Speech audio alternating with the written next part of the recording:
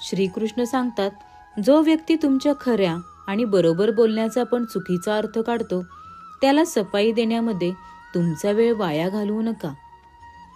जेव्हा तुम्ही दुसऱ्यासाठी चांगल्या गोष्टीचा विचार करता, तेव्हा त्याच गोष्टी तुमच्या आयुष्यामध्ये येतात. हाच निसर्गाचा नियम आहे. एक दिवस तुम्ही तक्रार वेळेविषयी नाही तर स्वतःविषयी कराल की एक सुंदर आयुष्य तुमच्यासमोर होतं, पण तुम्ही दुनियादारी करण्यात मध्ये व्यस्त राहिलात.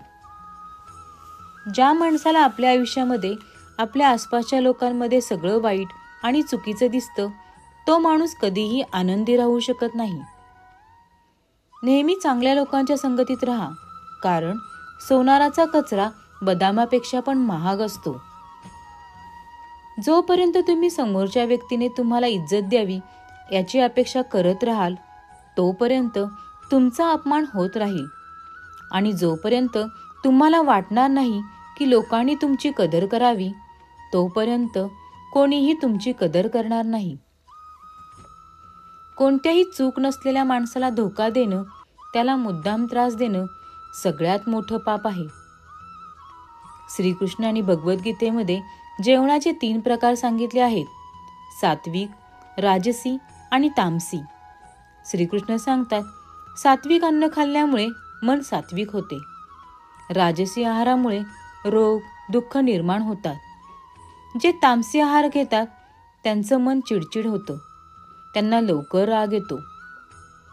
तुम्ही तुमचं दुःख लोकांना सांगितलं तर लोक तुमच्यापासून दूर पळू लागतील, कारण त्यांना माहीत असतं जेवढं अशा माणसांच्या जवळ राहील तेवढं ह्याचं दुःख ऐकत बसावं लागेल.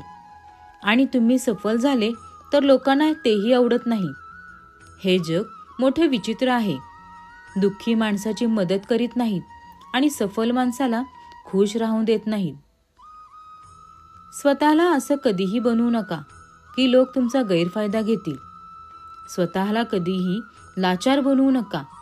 तुम्हाला कसं बनायचे हे तुमच्यावर आहे, नाहीतर कोणीही येईल आणि तुमचं मन तोडून जाईल.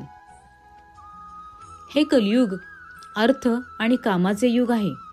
याचा अर्थ असा की आजच्या युगामध्ये लोक तुमच्याबरोबर तेव्हाच नातं ठेवतील आणि तेव्हाच प्रेमाने बोलतील जेव्हा त्यांचे तुमच्याकडे काही काम असेल आणि तुमच्याकडून त्यांना पैसे मिळत राहतील.